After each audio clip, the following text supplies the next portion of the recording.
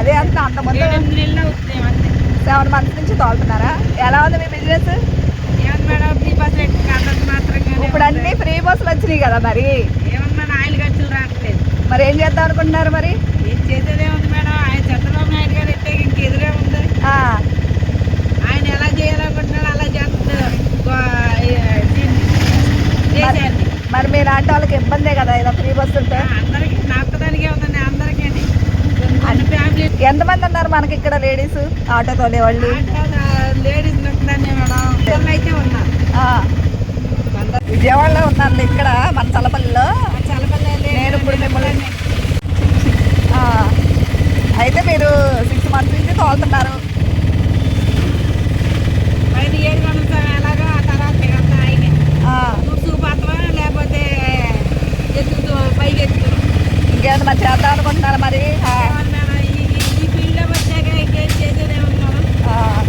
నేను అంతకుముందు ఇక్కడ మాది ఇక్కడ లోకలే కదా చల్లపల్లి, చాలా నుంచి చూస్తున్నా, ఎవరో లేరు. మీరు హఠాత్తుగా ఆపే పాటికి నేను ఆశ్చర్యపోయా. మనకు కూడా ఒక లేడీ ఇక్కడ ఆటో తోలుతున్నారు.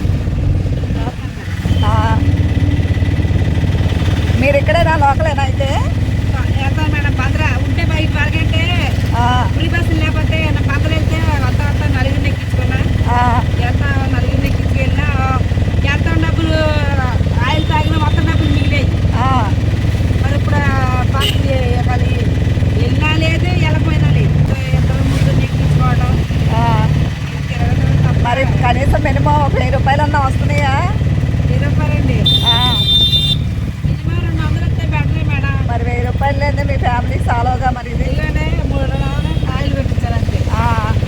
ఇది కొత్తగా తీసుకున్నారు మీరు ఆటో, ఇలాగా ఇలా ఫ్రీ బస్ వచ్చింది అంతేగా?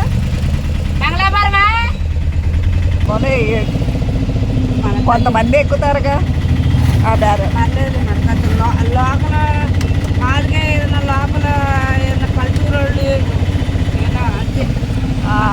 మాదిగా మెయిన్ రోడ్ అయితే ఇప్పుడు కర్ణాటక వాళ్ళు ఉన్నారు.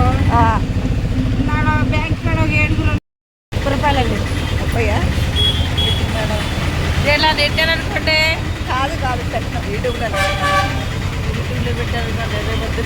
మా అమ్మాయి నా ఫోన్ చూసి అమ్మ యూట్యూబ్లో వచ్చావమ్మా అంటే